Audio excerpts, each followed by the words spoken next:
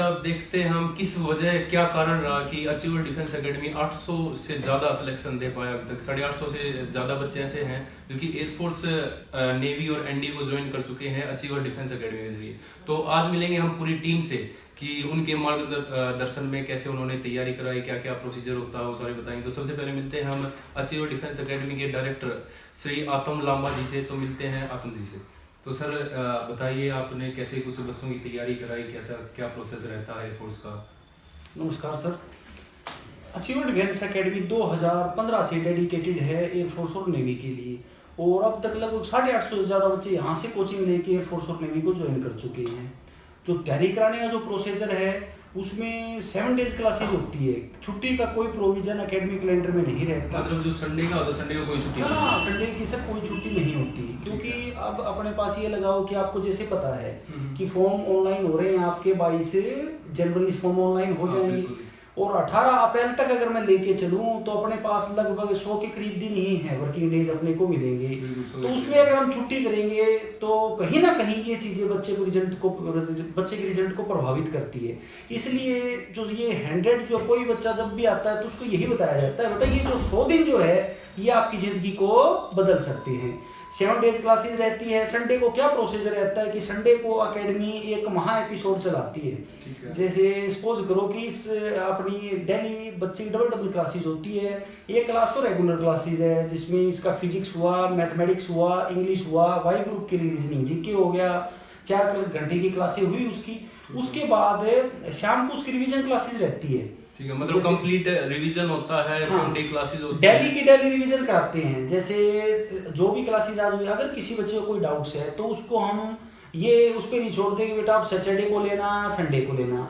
उसी दिन कोशिश यही की जाती है कि शाम को एक क्लास एक्स्ट्रा ऐड की जाए जिसमें उनका टेस्ट भी ले लिया जाता है, जो टॉपिक कराया गया है, कोई डाउट्स है वो भी ले ली जाती है, ताकि वो श्योर कर सकें कि ये टॉपिक उनका डेफिनेटली क्लियर हो चुका है। संडे को क्या प्रोसेस रहता है, संडे को एक संडे फिजिक्स का रिवीजन हुआ, अगले संडे को मैथमेटिक्स का रिवीजन हुआ, उससे अगले संडे को इंग्लिश का रिवीजन है, उससे अगले संडे को रीजनिंग और जीके का।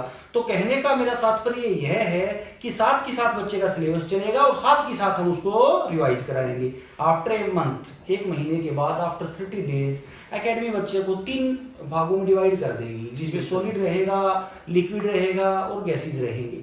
ठीक है।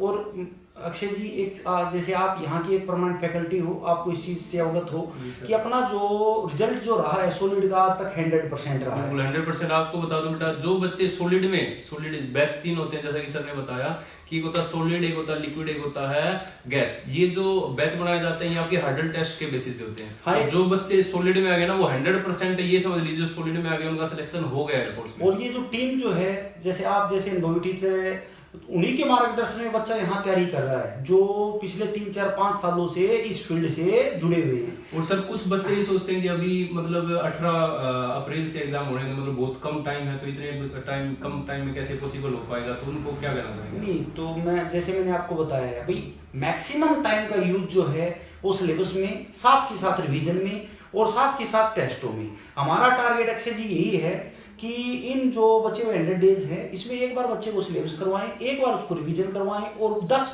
ऑफलाइन टेस्ट और 5 ऑनलाइन टेस्ट लेके और उनके सिलेबस को अच्छी तरह से हम फिनिशिंग दें। हर्डल टेस्ट जैसे आपने अभी जिक्र कर ही दिया तो बता देता हूँ। हर्डल टेस्ट से तात्पर्य यह है कि उस टेस्ट के बेस पे ही बच्चे को 3 भागों में बांटा जाएगा, सॉलिड, लिक्विड एंड गैस। ठीक है। इसका एक मोटो यह भी रहेगा एकेडमी का कि एक लेवल का बच्चा एक ही बैच में पढ़े। जैसे कोई 90% का बच्चा है, कि एग्जांपल के तौर पे आपको बता रहा हूँ, ठीक है, 90% का बच्चा है, अगर उसको हम कोई 55% का बच्चा है, 60% का उसके साथ पढ़ा रहे हैं, ठीक है, और 90 के लेवल के हिसाब से हम चल रहे हैं, तो जो 60 वाले बच्चे वो ताक झांक करेंगे एक दूसरे की तरफ, क्योंकि प्रॉपर वो उस चीज को नहीं समझ पाएंगे, जिनके बेसिक क्लियर है उनके हिसाब से कराएंगे। एक वो बच्चे जो है, हम अगर उनको 60% के हिसाब से पढ़ाने लगे तो जो 90% का बच्चा है वो यही बोलेगा it is totally wastage of time for us. ठीक है।